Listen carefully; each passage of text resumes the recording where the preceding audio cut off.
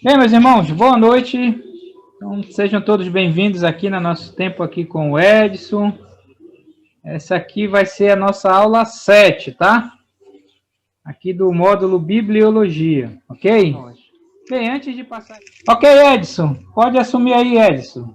Orar, pedir para alguém orar. Ok. Vou pedir para o Salim ligar o áudio aí e orar. Ok, então vamos orar. Boa noite a todos. Tá.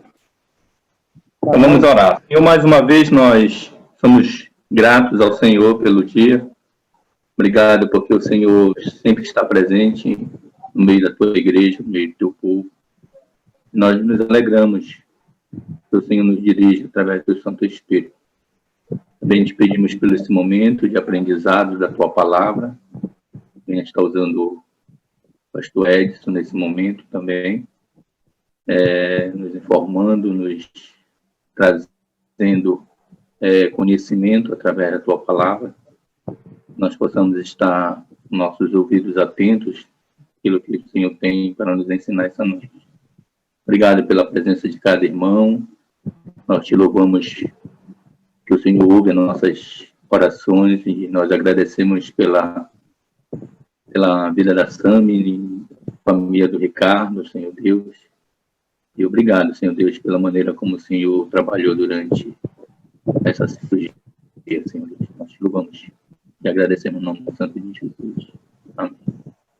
Amém. Amém. Bom, mais uma vez, boa noite a todos. Hoje nós vamos ter uma aula, eu acho, dependendo de como a gente vai lidar, vai ser curto. A gente vai estudar hoje só sobre a inerrância bíblica. Ou seja, que a Bíblia, o que é que significa a inerrância bíblica? Entender um pouco melhor. Eu acho que todos aqui, todos são amantes da Bíblia, das Escrituras Sagradas, da Palavra de Deus. Já tem o conceito de que a Bíblia não erra, né? E ela cumpre o que ela realmente diz o que vai fazer. A gente vai entender o que é essa inerrância, vai citar pelo menos a questão de algumas pessoas que são inimigos da Bíblia, se podemos dizer assim, ou são críticos, que não creem que a Bíblia é a palavra de Deus e não creem na mensagem da Bíblia. A Bíblia é muito combatida, principalmente aqueles seus ensinamentos, aquilo que ela transmite, aqueles conceitos que são muito diferentes do que o ser humano e a sociedade entende. E a gente vê hoje, eu vejo muito nas postagens do Facebook, por aí, algumas coisas, principalmente na época de política, né? Algumas postagens que muitas vezes não vão e não estão de acordo com o que a maioria das pessoas pensa. Creio eu acho que alguns vão concordar que talvez por isso muitas pessoas se tornaram inimigos da Bíblia e procuram encontrar e desfazer, desmoralizar a Bíblia através de algumas críticas. Mas hoje nós vamos ver sobre a inerrância bíblica. Então, começar aqui compartilhando a tela. Vamos falar da inerrância bíblica. Bom, a palavra de Deus é inerrante, ela não erra, né? Então, esse é o assunto que nós vamos tratar hoje. A Bíblia não somente é infalível, ela não falha em sua totalidade, como também é inerrante em todas as suas partes, né? Vamos ver o que diz Provérbios capítulo 30, versículo 5, né? A gente também viu aquela música do Voz da Verdade, né? Que diz que toda a palavra de Deus é pura, escudo para que neles confie. Significa de pura, né? De inocente, verdadeira. A gente vai ver um pouco mais para frente. A gente está falando de pureza que não é adulterada, não tem mentira, não tem coisas corruptas ou corruptíveis na palavra de Deus. Aqui nós temos já a declaração de Chicago, no Concílio Internacional sobre a Inerrância Bíblica, para afirmar a autoridade das Escrituras. Aí eles colocaram um conceito lá, né? Qual é esse conceito? lá no Concílio Internacional, lá em Chicago. E falaram que as escrituras é infalível. O que isso significa? Significa que a qualidade de não errar nem ser induzido ao erro, salvaguardando assim categoricamente a verdade de que a Escritura Sagrada é guia e regra certa, segura e confiável em todas as questões. Todo e qualquer assunto que nós precisamos nos informar para tomar decisões, a Bíblia ela tem para qualquer assunto. Pastor, qualquer assunto? Tem assunto que na época dos autores não existia, né? Claro que através, por meio dos princípios, existem sim. Deus passou um princípio para nós que transcendem as culturas, transcendem o tempo. Alguns vão falar, e agora como a gente vai decidir sobre a questão das células tronco? Né? A Bíblia tem princípio para nos guiar sobre isso? Claro que tem, né? É um assunto para outras coisas. Talvez não sei se a gente vai estudar na questão de ética, ética pastoral, ética cristã. Né? Tem várias outras questões que não tinha na época, foi escrito, mas agora nós vemos que podemos, por meio dos princípios das Escrituras, elas podem nos guiar em todas essas situações. Similarmente, inerrante significa a qualidade de ser isento de falsidade ou erro, salvaguardando assim as verdades das Escrituras, que aquela Escritura sagrada. A Escritura Sagrada é inteiramente verdadeira e confiável em todas as suas declarações. Nós já vimos antes que as Escrituras ela é perfeita, sem erro, nos manuscritos originais. Né? Nós temos cópias. Na aula passada, nós vemos como é que as cópias, nós temos certeza que elas têm erro, como é que nós podemos saber o que estava escrito nos manuscritos originais. Aí nós vimos na aula passada a aula sobre crítica textual. Através da crítica textual nós podemos ter a ideia do que estava escrito no texto original. E no texto original realmente não tinha erro. Entrando aqui, a palavra de Deus é inerrante. Quase para terminar. Já. Hoje vai ser curta a aula. Né? Como fica implícito em ambas as definições acima que vimos, né? De uma maneira conveniente de descrever a infalibilidade, a inerrância é a palavra veracidade, ou seja, verdadeiro, veraz, que não mente, né? Ela não erra, ela não mente. Isaías, o que diz lá, Isaías 65, 16. Descreve Deus, alguém pode ler Isaías 65, 16, o que é que diz? Isaías 65, 16. De sorte que aquele que se abençoar na terra pelo Deus da verdade é que se abençoará, e aquele que jurar na terra pelo Deus da verdade é que jurará, porque já estão esquecidas as angústias passadas e estão escondidas dos meus olhos. Voltou. Então, Isaías 65, 16 descreve Deus como Deus da verdade. Deus da verdade. Muito bem. Era para ter aparecido, aí não apareceu. Nós temos Jeremias 10. Posso ler, pastor? Pode. Enquanto isso, eu vou fechar aqui e tentar compartilhar de novo. Então diz assim, Jeremias 10, 10. Mas o Senhor é verdadeiramente Deus, Ele é o Deus vivo e é o Rei eterno. Do seu furor treme a terra, e as nações não podem suportar a sua indignação. Exatamente. Então, Isaías 65, 16 descreve Deus como o Deus da verdade. Né? A Jeremias 10:10 descreve Deus, né? Diz que o Senhor é verdadeiramente Deus. E implicando que ele não é só o Deus verdadeiro, mas também implicando que ele é um Deus da verdade, um Deus que trata com a verdade, que não trata com a mentira, que não mente, que não erra, né? Me lembro de piadas lá no Bairro Jardim, na igreja do Bairro Jardim, aí estava lá, alguém contou, e foram contar uma piadinha, aí tinha um menininho furando as formiguinhas, né? E falando lá, né? Dizia que ele tentava furar e, puxa, errei, né? Puxa, errei. Aí Deus se aborreceu, segundo a piada lá dele, né? Deus se aborreceu, aí vem um raio, né? Deu no menino lá, bah! Aí Deus disse pro menino, puxa, errei, né? Matou o menino. Aí, na hora de avaliar a piada, uma irmã lá, eu acho muito sábia, né? Conhecedora, disse, deu 0 para a piada, porque não gostou da piada, porque Deus não erra.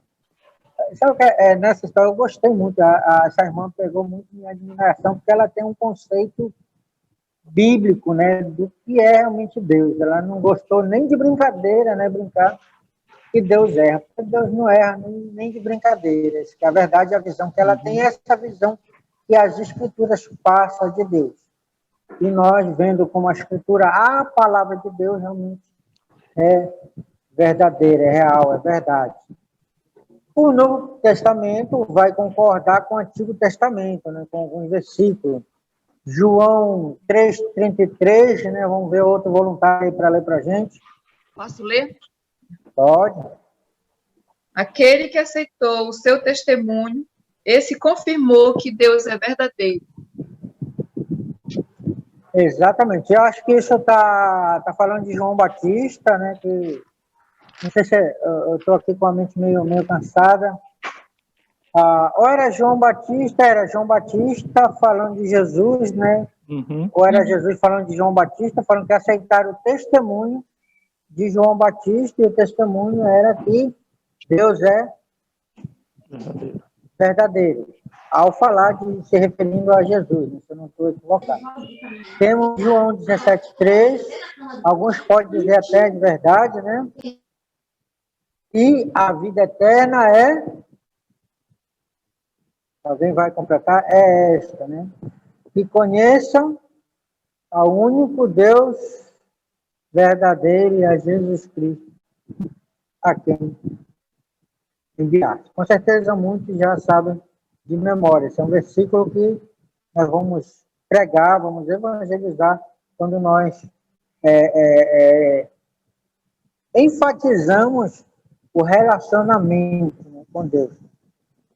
Para que conheçam, mas aqui na nossa ênfase não está só em conhecer, tem intimidade, mas conhece um Deus verdadeiro, que não só é real, mas também que trata com a verdade.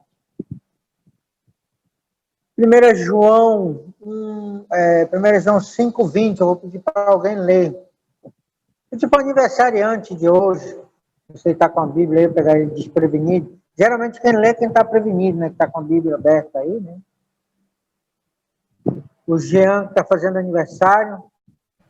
Está sem Bíblia aí? Quer que eu peço para outro? Ele está com bolo, pastor. Está comendo bolo. É 1 de João. Deixa o bolo. Não, te prepara aí que a próxima tu lê. Vou pedir para algum irmão que tenha com a Bíblia aberta aí para ler para a gente. 1 João 5,20. Depois é o Jean, a próxima leitura aí. Vou ler. 5,20. Também sabemos que o Filho de Deus é vindo e nos tem dado entendimento para reconhecermos o verdadeiro, e estamos no verdadeiro, em seu Filho Jesus Cristo. Este é o verdadeiro Deus e a vida eterna. Exatamente. Claro que a Bíblia que nós falamos lá dos Testemunhos de Jeová, Novo Mundo, ele muda um pouco a forma que está expressa, a questão das frases como está. E nunca vão assumir que Jesus Cristo é o verdadeiro Deus. Geralmente eles colocam mais ou menos assim, o verdadeiro Deus e seu Filho, Jesus Cristo, né? Mas aqui também, eu não sei se nesse texto, mas é mais ou menos assim que eles geralmente traduzem, né? Este é o verdadeiro Deus. Jesus Cristo também é o verdadeiro Deus. Vem falando da verdade, né? Para ter certeza de que não vamos ignorar a importância da veracidade de Deus, a Bíblia enfatiza 3 vezes que Deus não pode mentir, né? Vocês viram no curso de teologia própria, fazer uma provinha aqui lembrando, nem sei se eu lembro, eu acho que eu lembro 3, né? Vocês lembram de 4 coisas que Deus não pode fazer? Pecar, mentir, negar-se a si mesmo. Negar-se a si mesmo 3, falta um. Eu vou procurar na apostila lá de teologia própria. Também não estou me lembrando. É negar a si mesmo, mentir, pecar e não me lembro. Sei que tem 4 lá, são 4 coisas. E a gente vai dar ênfase aqui que temos 3 vezes aqui Deus dizendo que Deus, número 23, 19, diz: Deus não é homem para que minta. Então Jesus mente porque ele foi humano, né? Então ele pode mentir porque ele é homem. Não, está falando que Deus é homem, não é homem para mentir, porque Deus é verdadeiro, ele trata com a verdade. Jesus Cristo, ao se tornar homem, mas nós vemos lá em Hebreus, capítulo 4, que ele foi homem, mas sem pecado, já que mentira, né, também é um pecado, né? Deus também não peca. Lembrei do outro, ele não é tentado pelo mal. Mas deve ser o 4 esse, né? Tito 1:2 diz: Deus não pode mentir. Então nós vemos que aqui é algo que Deus não pode fazer. Abençoe Deus se esforçando para mentir. Alguém falou aí? Sim, sou Jordano. Eu me lembrei da 4ª coisa que Deus não pode. Ele não pode ser tentado. Isso, não pode ser tentado pelo mal lá, Tiago. Muito bem. Deus não pode ser tentado.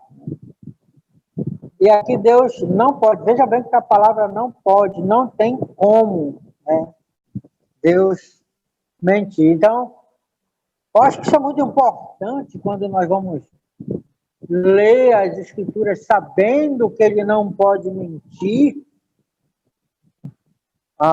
Aí nós lemos e temos aquela segurança. Claro que algumas vezes nós tomamos algumas palavras, né, das Escrituras, às vezes estamos passando por uma situação tão negra, tão ruim na nossa vida, que queremos que algumas palavras que estão lá nas Escrituras, que de repente não são para nós, não chegam até nós, e queremos que sirva para nós. Eu sei que muitas pessoas pegam aquele texto de Provérbios, como por exemplo, né, que diz que ensina a criança no caminho que deve andar, que quando for grande, me esqueci como diz em português, que eu estou lembrando em espanhol, quando for grande, né, quando for velho, né, não se desviará dele. Opa, né? Aí a pessoa diz: olha, a palavra de Deus está dizendo, se eu prego o evangelho para o meu filho, se eu ensino aos preceitos bíblicos, ele, quando for velho, ele vai ser salvo. E a pessoa: não, mas Deus não pode mentir, ele prometeu, ele vai cumprir. Essa palavra eu creio, mas temos que entender que não é exatamente isso que Deus está dizendo naquela palavra. Está dizendo: ensina a criança no caminho que deve andar, ensina bons hábitos que vão ser produtivos para a sua vida, e quando ele for velho, ele vai manter esses hábitos. É um provérbios que, inclusive, são provérbios que já existiam antes das Escrituras serem escritas, E muitos desses princípios que podem ser ensinados são princípios bíblicos, mas temos que entender que ali Deus não está prometendo salvação para a alma, está falando de caminhos, de hábitos que vão ser bons para a vida daquele ser humano, que vão ser ensinados no período que ele vai ser, que ele é criança. Ensinamos as crianças, ensinamos ela a não mentir, ensinamos ela a ser honesta, ensinamos ela a ser trabalhadora, né?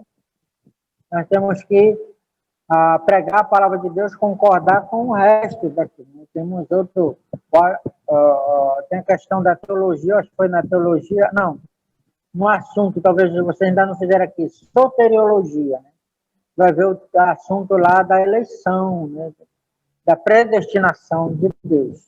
Tem que concordar todas essas doutrinas, né, para que uma não fira a outra. Né? Outro que muitas pessoas se apegam é a salvação dos familiares todos, quando, acho que Atos 16, 31, se eu não me engano, 36, o Benedito vai por ele, vai me corrigir, né? Que diz, Deus disse, Paulo disse para o carcereiro, né? Crê no Senhor Jesus e serás salvo tu e toda a tua casa. Toda a tua casa. Opa! E alguns podem tomar essa promessa, tomar como uma promessa. Olha, Deus prometeu, Deus falou, Deus prometeu que se eu crer em Jesus, toda a minha família vai ser salva, até lá será salvo tu e toda a tua casa.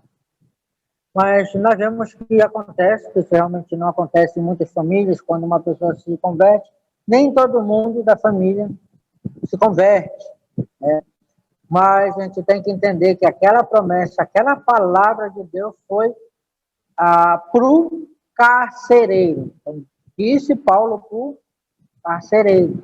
Claro que muitas vezes isso pode acontecer, né? Talvez, não sei quantos de nós, eu mesmo posso estar pegando uma palavra, tomando para mim uma palavra que realmente não é para mim, né? Não é uma promessa que Deus fez para mim. Deus não pode mentir, né?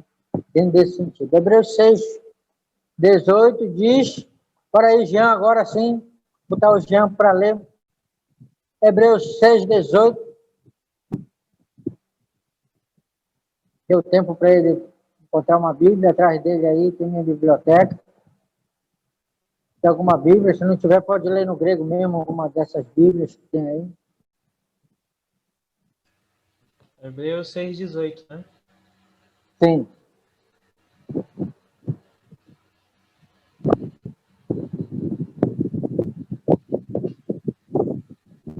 Portanto, há duas coisas e a respeito delas, Deus não pode mentir. Assim, nós, que encontramos segurança nele, nos sentimos muito encorajados a nos manter firmes na esperança que nos foi dada.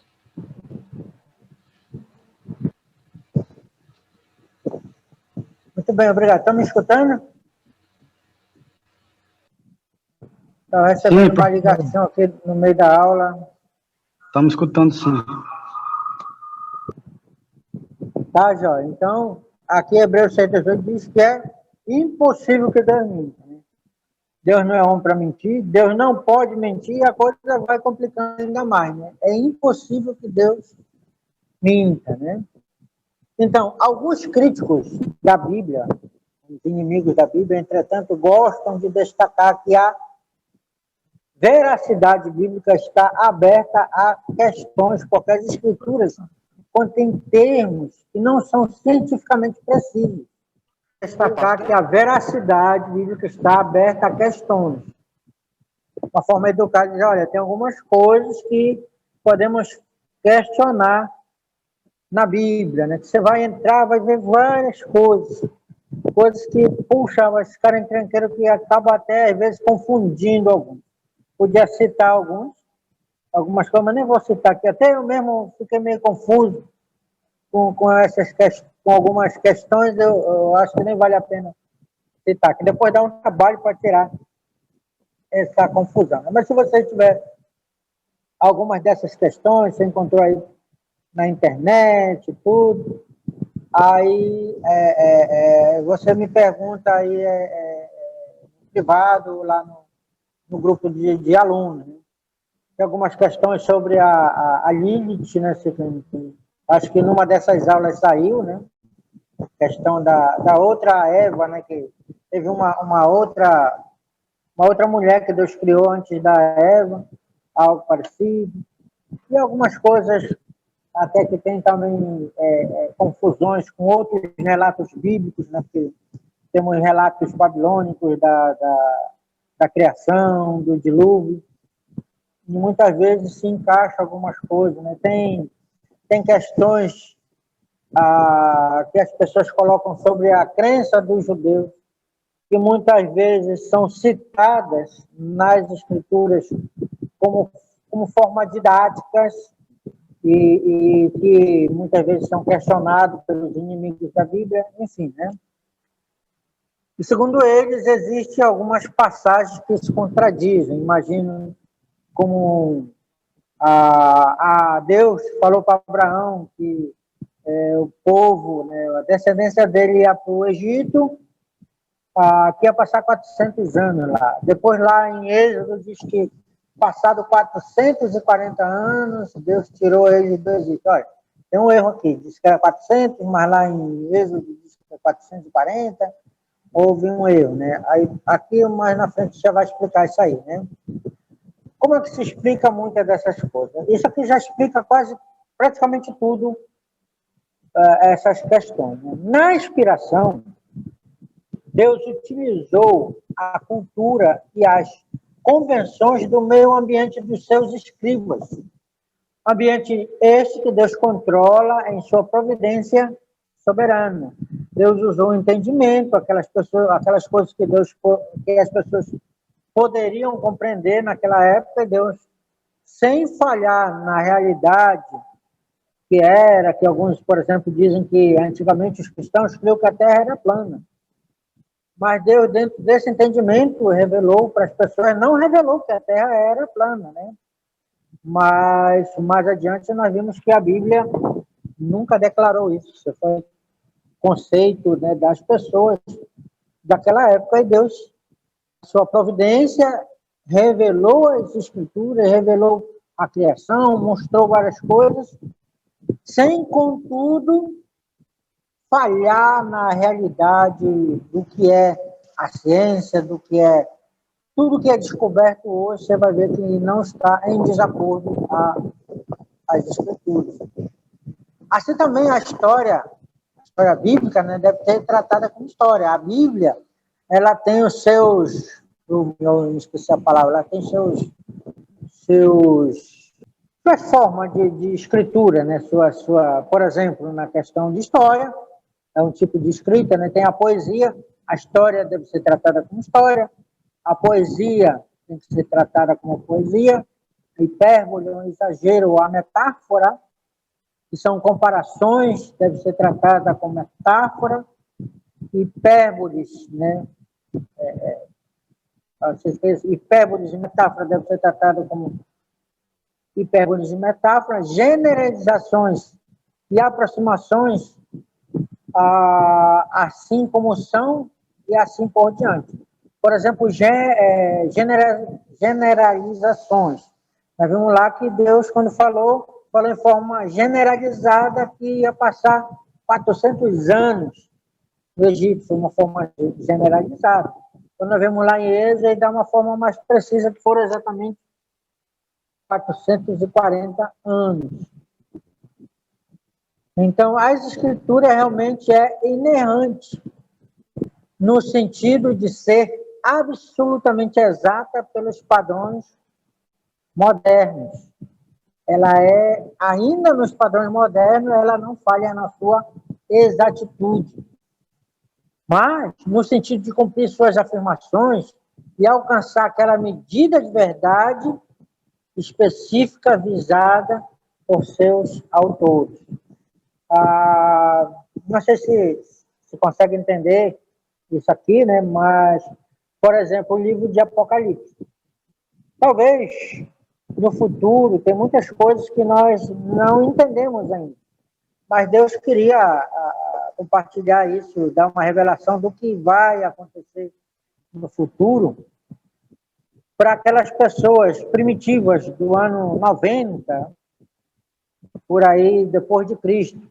Você imagina, na época, no ano de 90, depois de Cristo, falar de avião, falar de helicópteros, falar de guerras nucleares, né?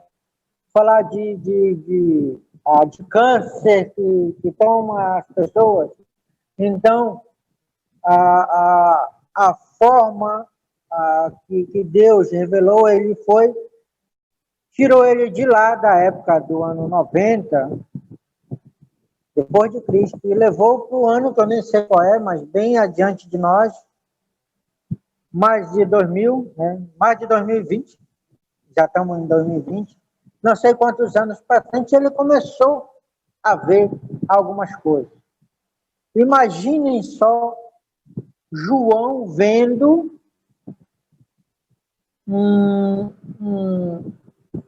algo subterrâneo, um quartel-general subterrâneo se abrindo com uma porta de metal se abrindo e vários helicópteros saindo, disparando mísseis nucleares e aquelas pessoas com doenças ficando doentes, depois chorando, pedindo a morte, depois... Como era que ele ia descrever aquilo para as pessoas? Olha, helicópteros. O que é helicópteros para aquelas pessoas? Um avião saiu. Então, ele olhou, na sua mente primitiva, ele falou, olha, uns gafanhotos gigantes saíram e feriram a humanidade. Então, nós podemos ver que, que isso? Isso é coisa meia esquisita, se isso é verdade, e isso vai acontecer no futuro. Muitos daqueles creram que isso ia acontecer literalmente. Hoje, algumas pessoas ainda creem que é literalmente os gafanhotos gigantes ferindo as pessoas.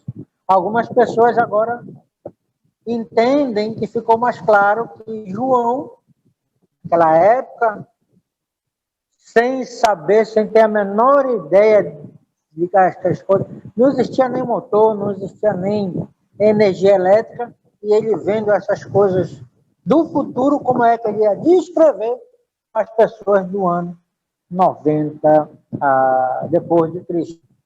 Então, ele descreveu da forma que ele entendeu, Deus deixou ele entender, o que ele descreveu era aquilo que ele viu, ele estava descrevendo aquilo como ele viu, da forma que ele entendeu. Talvez isso até aclare um pouco como é que Deus comunica as verdades universais, os princípios imutáveis, usando a mentalidade daquelas pessoas, cada pessoa na sua determinada época. Isso significa que esse último parágrafo, né, as escrituras são inerrantes, não no sentido de ser absolutamente exata pelos padrões modernos, eu acho que esse exemplo de João, né, é um pouco isso, mas no sentido de cumprir suas afirmações e alcançar aquelas medidas de verdades específicas avisadas pelos seus autores. Tá? Eu vou dar um pause aqui no compartilhamento da tela e vamos ver principalmente esse último parágrafo. Esse exemplo que eu dei de João sendo transportado para o futuro e vendo aquelas coisas futuras e Deus deixando ele entender da forma que ele poderia para que ele pudesse comunicar. E ele comunicou exatamente o que ele viu, sem deixar de comunicar a verdade exatamente como ela é, só que na visão daquele autor, comunicando para aquele público, o seu público da sua época. Algum comentário, alguma pergunta, alguma explicação melhor que a minha, que muitas vezes eu fico frustrado que não consigo explicar as coisas como, às vezes, eu gostaria. Né? Aqui eu tenho um irmão que eu explico, aí eu sempre gosto quando ele fala como ele entendeu, geralmente ele explica melhor do que eu, né? Oi, então, Edson. vamos lá. Sim, meu querido. Eu queria compartilhar algo, né? Você está falando de Apocalipse e eu confesso que no início eu ouvia falar tão mal desse livro e que causava tanto medo nas pessoas e eu tinha uma certa dificuldade de lê-lo, né? No entanto, alguém me ajudou a vê-lo de uma ótica bastante positiva, né? Ele falou que, naquele período, a igreja estava passando também por uma grande perseguição. E, naquela época, foi muito importante também para fortalecer os irmãos, de saber que Deus estava ciente e soberano sobre todas as coisas que estavam acontecendo, mas que, ao mesmo tempo, Deus ele tinha grandes promessas para aqueles que estavam perseverando naquela dificuldade. Então, a gente vê também muito aspecto de adoração, porque às vezes a gente se limita muito na questão dos flagelos, das pragas, do juízo, e às vezes a gente perde até mesmo a beleza desse livro, né? Que é um livro de adoração para nós. O propósito, inclusive, o principal propósito, quando Deus revelou e levou lá para João, compartilhar, justamente era consolar a igreja que estava passando por tribulação, por dificuldade. Um consolo para a igreja, um consolo para aqueles que estão passando por dificuldade. Que um dia, e é certo que um dia, Deus vai retribuir, vai pagar, vai cobrar daqueles que perseguiram a igreja. O final deles, já mostrando como vai ser o final.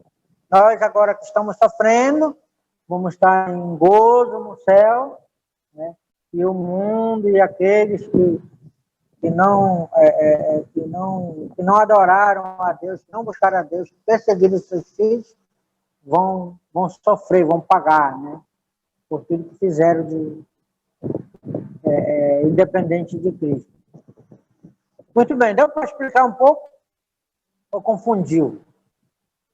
Deus não é, Deus usou, principalmente lá João, ele viu e ele comunicou o que ele viu sem erro, mas ele comunicou de uma forma entendível para as pessoas da época dele e da forma que ele mesmo entendeu. Muito bem, essa última frase aqui. Agora vamos seguir aqui explicando sobre a inerrância bíblica. A palavra de Deus é efetiva, ela é inerrante e é efetiva. Pastor, não é a mesma coisa, ser efetiva e ser inerrante? Tem algumas questões semânticas aqui, né? Ela é efetiva. Uma das afirmações mais poderosas da infalibilidade da Bíblia, a inerrância da Bíblia é a sua efetividade. O profeta Isaías descreve habilmente a capacidade da Escritura a alcançar resultados quando diz.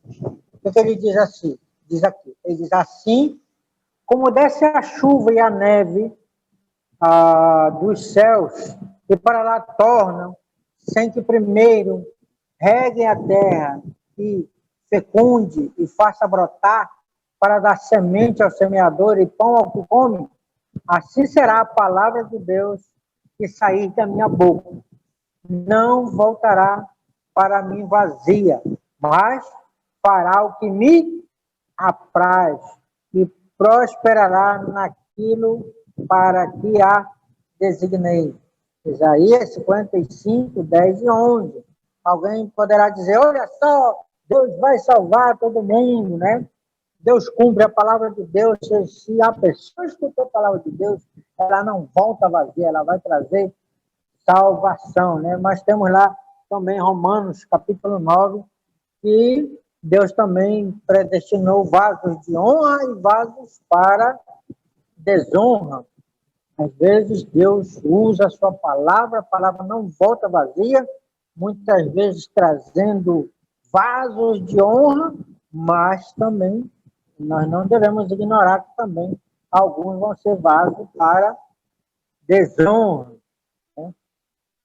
Mas ela não volta vazia, ela colhe o propósito que Deus tem para a vida daquela pessoa. Vamos orar para que sejamos todos, né, vasos de honra e buscar ser vaso de honra nas mãos de Deus. Uma das melhores coisas de ser um pregador e professor da palavra de Deus é que você sabe que ela fará o que diz que fará. Você não precisa ficar se perguntando o que vai dizer quando o produto que está vendendo não funciona, né? Aí eu vou compartilhar uma história engraçada com vocês aqui. Existe uma história sobre uma senhora que morava no interior. Aí um vendedor de aspirador de pó, né, chegou à sua casa e começou a pressionar, começou a forçar a pessoa a comprar aquilo que ele estava vendendo, né, com a sua conversa de vendedor. Aí temos aqui a conversa escrita aqui, né? Aí a conversa dele era mais ou menos assim: madame, tem o melhor produto que a senhora já viu, né? Aquele aparelho aspira tudo. Na verdade, se não souber controlar direito, ele aspira até o tapete, ele vai engolir até o tapete com tanta força, ele deixa tudo limpo. Antes que a mulher podia responder, ele continuava. A mulher abria a boca e ele já ia cortando a mulher. Deixa-me fazer uma demonstração. O vendedor foi até a lareira, pegou um punhado de cinza, né, e ficou em cima do tapete.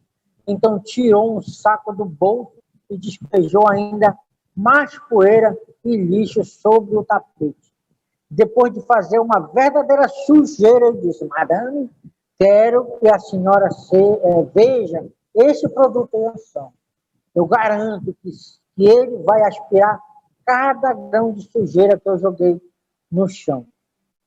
A mulher ficou imóvel, sem fala. O vendedor continuou: se este aspirador não limpar cada partícula de poeira, eu prometo que comerei toda a sujeira. Bem nos olhos do vendedor e finalmente conseguiu falar, porque ele não deixava, né? Bem, meu caro, pode começar a comer. Nós não temos energia elétrica nessa casa. Quero ver agora ele cumprir. Bom, se o produto não cumpre o que ele diz, o cara tem que cumprir. Agora, a palavra dele deve ser: menos Senhor tem palavra para fazer o que você diz, né? Com a Bíblia não é assim, né? É duro ser apanhado numa situação em que o produto que você vende não funciona. Entretanto, isso nunca acontece com a Bíblia. Ela é sempre efetiva, sempre faz exatamente o que diz que fará. Paulo falou sobre essa grande efetividade das Escrituras quando escreveu: o nosso Evangelho não chegou até vós tão somente em palavras, mas sobretudo em poder, no Espírito Santo e em plena convicção. 1 Tessalonicenses 1:5. Quando a palavra é proferida, ela tem poder, ela tem o Espírito Santo, e você tem uma certeza de que a palavra de Deus fará exatamente o que diz. Bem, a palavra de Deus é efetiva. Vamos fazer um resumo aqui, né? A palavra de Deus é infalível em sua totalidade e inerrante em todas as suas partes. A palavra de Deus é autoritativa. Quando ela fala, não só é verdade aquilo que está lá, mas exige que nós a obedeçamos. Então, a palavra de Deus é autoritativa e exige nossa obediência. A Bíblia faz o que diz que fará, né?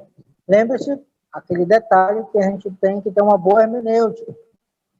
A Bíblia não está dizendo que toda a sua família vai ser salva se você se converter, se nascer de novo.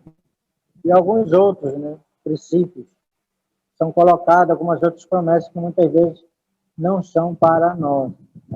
Tudo que dissemos até agora é bom. Atenção, se tivermos uma coisa a mais, a presença do Espírito Santo. Sem o Espírito Santo, a Bíblia é apenas um livro. Um livro interessante. Um livro fascinante. Mas só um livro. Quando temos o Espírito Santo operando em nossos corações, a Bíblia é o livro. Ou a Bíblia deixa de ser um livro e passa a ser a palavra de Deus. Deus falando a nossa mente, aos nossos corações. Bem?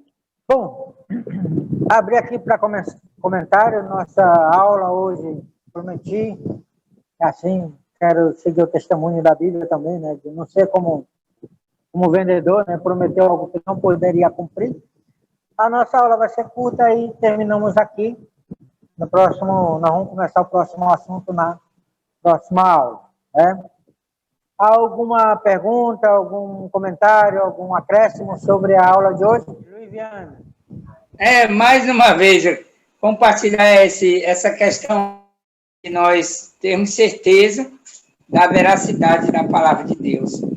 Infelizmente, nós sabemos que hoje tem várias vertentes que estão colocando promessas na boca de Deus. E isso pode tornar para os descrentes um obstáculo. Como nós sabemos que há várias promessas que as pessoas fazem hoje que Deus não fez, ou que não fez para a sua igreja, que está fora do tempo, do tempo atual, foi para Israel. Então, as pessoas tentam aplicar essas, fora de contexto, essas promessas, e muitas pessoas, eu acredito, ficam decepcionadas, né, por não ter essa compreensão de saber quem está falando, quando e para quem. Então, isso deixa muitas pessoas confusas. Isso, Deus, graças a Deus, Deus tem nos ajudado a compreender. Tem colocado pessoas autênticas realmente para nos abençoar com o conteúdo integral da Bíblia. Eu quero agradecer a Deus por isso. Amém. Obrigado, Luiz. Alguém mais? Sim? Eu queria fazer assim compartilhar algo que está passando pela minha cabeça, né? Mas eu queria que o senhor pudesse explicar. Por um pouco que a gente leu aqui a Bíblia, que a gente tem conhecido, está escrito na sua palavra, também algumas coisas vão acontecer, vão se haverá, que Deus fala que não, que muitos vão fazer, muitos profetas, muitas coisas vão acontecer milagres, né? Mas que não vai vir dele, né? Então, muitos, posso dizer, não sei se a palavra é certa, muitos crentes, não, muitos daqueles que crê, eles vão se iludir também com isso, achando que está vindo de Deus, né? Esse carro foi Deus que me deu, esse marido foi Deus que me deu, às vezes aquela certeza de 100%, né? E, ao mesmo tempo, a gente tem que ter esse cuidado, né? Vem de Deus ou não veio de Deus, porque está escrito que também essas falsas pessoas vão, Deus falou que está escrito que vai permitir que eles façam, como eu posso dizer, esses milagres, essas coisas acontecerem. Como é que a gente pode ter um cuidado sobre isso, né? Exatamente. Quando nós estudamos, tanto Paulo lá em Gálatas, capítulo 1, versículo 9, né? Que a ideia é as escrituras como a nossa regra, o nosso cano, a nossa regra de fé e prática. Ela deve ser a base. Quando nós temos as escrituras como nossa regra de fé e prática, e nós aplicamos uma boa hermenêutica, temos uma interpretação, como eu posso dizer assim, não sei se é a melhor palavra, mas uma interpretação lúcida. Os mais técnicos vão dizer uma boa hermenêutica. Eu acho que uma boa hermenêutica é essa, uma interpretação lúcida, não é uma interpretação um pouco descabida, né, das escrituras, uma interpretação, muitas vezes, desesperada, que a gente toma de algumas situações, de algumas das partes das escrituras, ou às vezes estamos vivendo uma situação e queremos encaixar as escrituras naquela situação em que estamos vivendo. Muitas vezes acontece isso quando o nosso guia de interpretação é o desespero. Né? É aquilo que buscamos, aquilo que queremos. E, às vezes, o nosso próprio ego é aquilo que está nos levando a interpretar as escrituras. Mas um detalhe lá em Lucas, capítulo 16, na história do mendigo e Lázaro, fica bem claro quando Deus começa quando Jesus começa a contar aquela história, né? Falando lá da história do rico que foi para o inferno. Então, ele estando no inferno, ele não queria os familiares dele no inferno. E daí podemos tirar um princípio, né? Que das decisões, ele tomou más decisões por causa do conhecimento que ele tinha das escrituras. Pouco, talvez até nada, ou tinha o conhecimento e não acreditou nas escrituras. Então, nesse momento, ele pediu, né, para Abraão mandar Lázaro ressuscitar dentre os mortos, né, para ter algo miraculoso assim, porque eles têm as escrituras, Deus está falando, mas eles não creem. Então, segundo ele, um milagre, né, ia ajudar eles a crer mais nas escrituras. Pelo amor de Deus, faça isso. Por quê? Porque fazendo isso, eles vão crer nas escrituras e não vão vir para o inferno, para esse tormento que eu estou passando. Mas interessante a resposta de Abraão, né, para o rico. E eu acho que serve para todos nós, que é um alerta e um guia para nós. Eles têm Moisés e os profetas. Ouçam-nos. Ele disse: leia as escrituras, confie nas escrituras, né? Ela é verdadeira, confie que é verdadeira. Só que não foi suficiente. Já o rico morto lá, ele falou: não, mas só as escrituras não é suficiente. Mas se alguém ressuscitar dentre os mortos, com certeza eles vão crer, né? E a resposta de Abraão lá foi muito interessante. Ele disse: olha, se eles não crê nas escrituras, se ele não escuta as escrituras, não adianta ressuscitar uma pessoa dos mortos, porque eles não vão crer, porque é uma questão de fé e não de ver. Paulo também falou lá em Gálatas 1:6, né, 1:9, né, que eles deixaram a palavra de Deus, e mesmo que um anjo venha do céu, se algo miraculoso acontecer, que vá contrário àquilo que as escrituras diz, que seja maldito, que seja anátema, corra para longe daquilo, porque o que vale é as escrituras. Creia nas escrituras. A escritura é suficiente, mas muitos não querem. Por isso, muitos hoje, muitos no futuro, lá em Apocalipse, vão deixar se enganar, porque eles vão crer mais nos milagres do que nas escrituras. Não sei se ajudou, se respondeu. Olha, pastor, você explicou muito bem. Só que também tem pessoas que estão no engano. Eu vou fazer um exemplo. Verdade. Tudo aquilo que você explicou é perfeito. Então, muitas pessoas, assim, eu vou falar assim, muitos crentes, né? E dizem: não, mas eu estou conforme a palavra. Aí tem, assim, vou dar um exemplo. Eu estou com a minha amiga, estou com um rapaz que eu gosto dele, ele está se separando da esposa, mas eu estou orando. Então, se ele se separar, é porque Deus está dando ele para mim. Aí, quando se separa, casa com o rapaz, em vez de estar orando para o casamento da pessoa dar certo. Então, essa foi uma pequena situação que eu dei. Ela está achando, não, mas porque se Deus não fosse meu, Deus não me dava, e ficava com ela. Se ela se separou, é porque Deus me deu. Então, a gente, às vezes, por egoísmo nosso, a gente tem tendência a achar que é Deus que tá dando. Então, a explicação sua foi muito boa. E tem muitos crentes que dizem assim, não, tá certa aquela explicação. Mas tem algo dentro de si mesmo que quer aquela coisa tão grande que acha que Deus vai impedir, mandando um raio, sabe? Então, às vezes, Deus deixa nós decidir. Era isso. É verdade. Aí tem outro texto lá também, em Gênesis 20, eu acho que é 21 e 2. Alguém me ajude aí. É o caso do Abimeleque, eu acho que é um rei, quando Abraão decidiu mentir, dizendo que a esposa era irmã dele, né? E aquela pessoa foi enganada, ela estava sendo enganada. Mas tem um detalhe no engano, né? Porque tem muita gente que é enganada por causa da pregação. Alguém está pregando errado, está ensinando errado.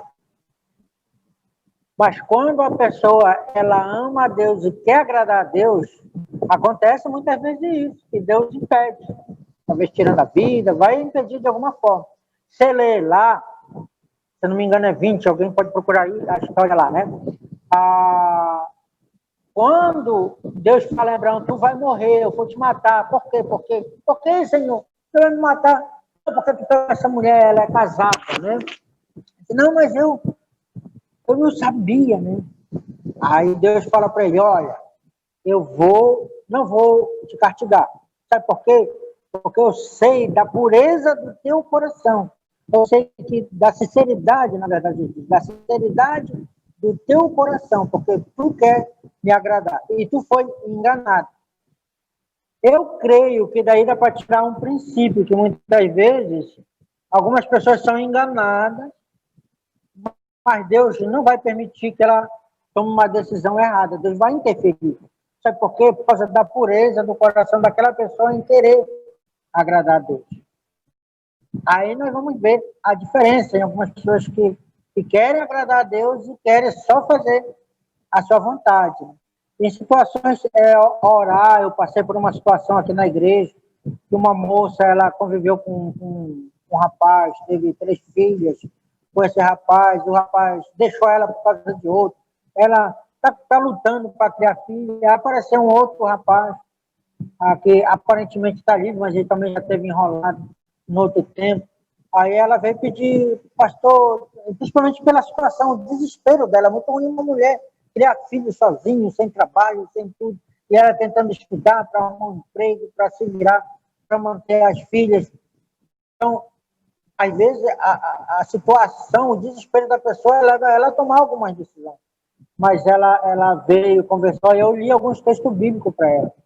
Essa situação dela é tão desesperadora que eu, como pastor, digo, oh, meu Deus, como é que eu faço? Eu estou casado, né? Não tenho dinheiro para ajudar ela, a igreja também está aqui. A gente pode fazer algumas coisas, mas a igreja ajuda ela, mas é muito difícil. Eu digo, oh, meu Deus, eu estou para abençoar esse casamento dela, mas eu vou mostrar para ela, né? Porque eu falei para ela, eu estou com a senhora, o que a senhora decidir, com o pastor, com a igreja, a gente vai apoiar, mas deixa eu mostrar alguns textos bíblicos. Mostrei. E quando a pessoa casa, ela está livre só quando a outra pessoa morre. É até que a morte se separe. Claro que 1 Coríntios diz que a pessoa permaneça no estado que foi chamado. Separou, casou de novo e se converteu ao cristianismo, aí ela permanece naquele estado. Ela separada, casada uma segunda vez, permanece aquele como se fosse o primeiro, não pode mudar. E agora você foi chamada, separada, mas livre do casamento. Então, segundo o que eu entendo aqui, o que Deus recomenda, que a senhora não devia estar procurando, né? Então, ore para o seu antigo marido voltar ou para Deus levar ele, né?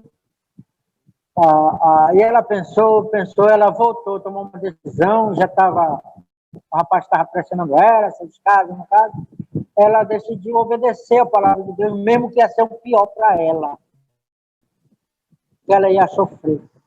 Então, de certa forma, ela buscou com sinceridade de coração obedecer a palavra de Deus. Essa irmã está lutando com algumas outras dificuldades na vida espiritual dela, mas eu fico muito feliz com a decisão dessa irmã, apesar de não seguir o mais conveniente para ela, né? Mas ela decidiu seguir o que Deus indicou para ela. E às vezes acontece isso. Acho que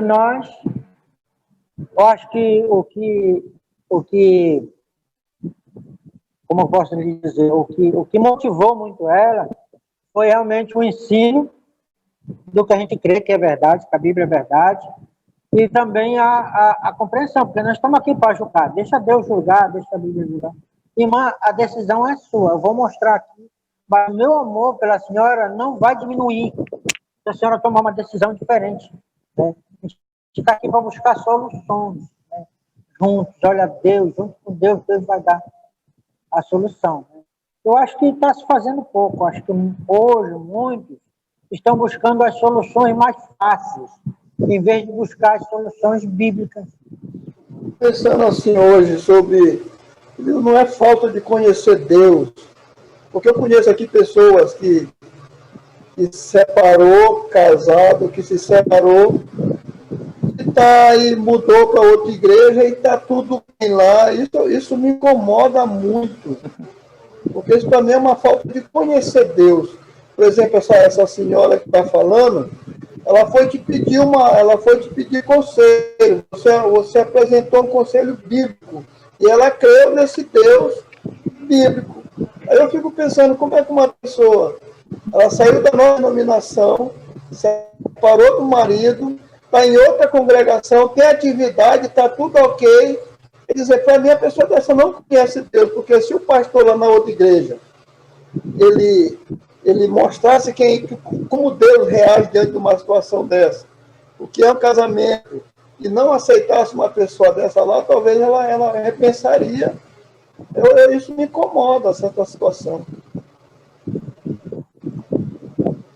É verdade.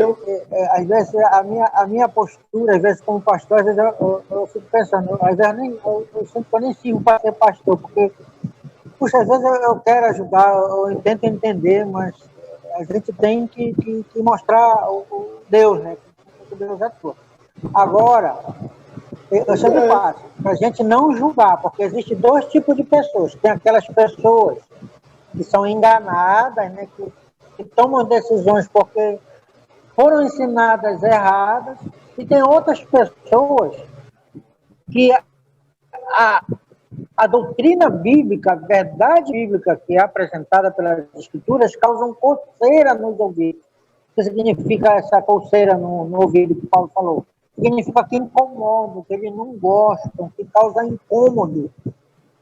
Eles não gostam. Aí, então, eles vão procurar pregadores de acordo com as suas desejos, de acordo com as suas concupiscências, né? Eles vão procurar um pregador que satisfaça aquilo que ele entende, aquilo que ele crê, né?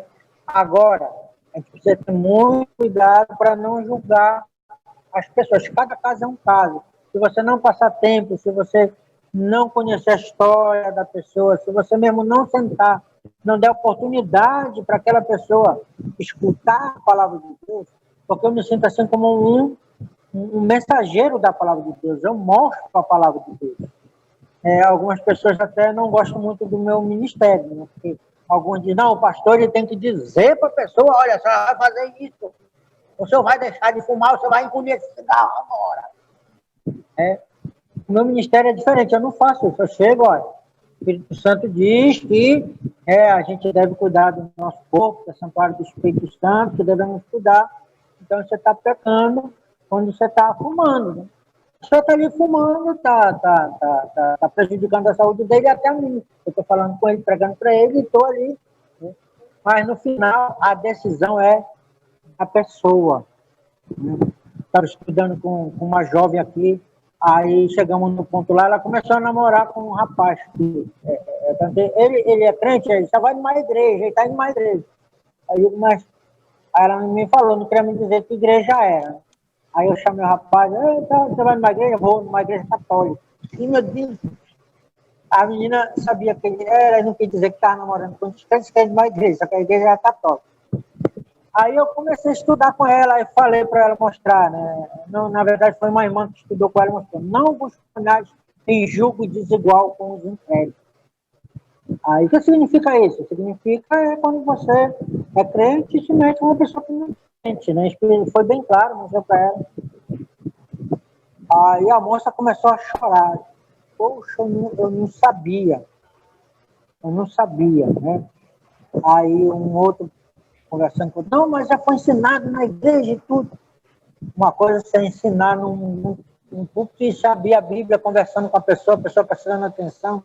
É outra história. Começou a chorar. E aí ela estava esperando, né? Acostumada do pastor dizer, agora você vai lá e termina esse relacionamento com ele. Alguns até falaram, vai lá e termina com ele. Isso aí não é de Deus, vai lá e termina. Aí ele chegou com o pastor, o que eu faço? Eu digo, olha, eu já mostrei. A Bíblia que Deus está falando, você quer ser abençoada? É igual como Labão. Labão pediram para Labão amaldiçoar Israel. Ele não podia amaldiçoar, quem amaldiçoou é Deus, mas ele deu dicas. O rei, né, mandar mulheres lá para os homens se prostituírem para Deus amaldiçoar. Desculpa. É a mesma coisa para abençoar. A gente também vai dar dicas, vai dar conselho, vai mostrar a palavra de Deus. Agora, vem da pessoa tomar decisão para fazer o que é certo e ela tomar essa decisão e ser abençoada por Deus. E muitas vezes essas decisões vão refletir na vida eterna lá. Porque quando a gente fica mandando, o pastor mandou fazer isso, o pastor estudou, mandou fazer isso. Quando tiver diante de Deus, as pessoas não vão poder dizer, olha, foi o pastor Edson que mandou fazer isso. Pode ir lá cobrar dele. Deus não vai cobrar o pastor Edson, vai cobrar de você, vai se apresentar lá, tu. Qual foi as decisões que tu tomaste? Então foi isso que eu apresentei para ela. Você vai tomar essa decisão. Aí o rapaz lá estava... Ela já vem de uma família ruim, de relacionamento abusivo. Aí ela, pastor, tá difícil, eu estou tentando terminar, mas está enrolado. Então, meu filho, você se meteu nisso agora, então... Mas pastor, aí não, então... Pastor, o senhor me ajuda? O que é que eu posso ajudar você? O senhor conversa com ele. Falar com o rapaz também para terminar. E agora, como é que eu vou conversar? Claro que a gente está aqui para ajudar, né? O ministério muitas vezes é esse. Bora, chama lá o rapaz, preparei um estudo, vou ver até o que eu faço, vou evangelizar ele, vou mostrando, e também, com muita compreensão, queria ajudar amor. Comecei a pregar o evangelho para ele, mostrar algumas coisas. No fim, graças a Deus, ele que deixou a moça lá. Eu acho que ela não queria deixar porque ela estava muito apaixonada, chorou. Pastor, já está até com outra aí. Está vendo, o que você está fazendo? Mas Deus vai dar um conselho. Agora Deus vai. Então, é a questão de mostrar a palavra de Deus.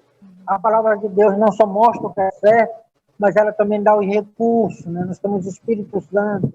E também vemos que é um processo de muitas vezes que não tem uma forma fácil. Você vai ter que estar ali junto, acompanhando, muitas vezes sofrendo com uma pessoa para ajudar ela em algumas coisas. Vício, tem pessoas viciadas que vício não termina de um dia para o outro. Precisa de luta. Agora devemos confiar que a palavra de Deus vai fazer o que ela realmente diz. Né? Ela é efetiva. Vamos confiar nela, vamos amar, vamos deixar ela trabalhar, o Espírito Santo trabalhar.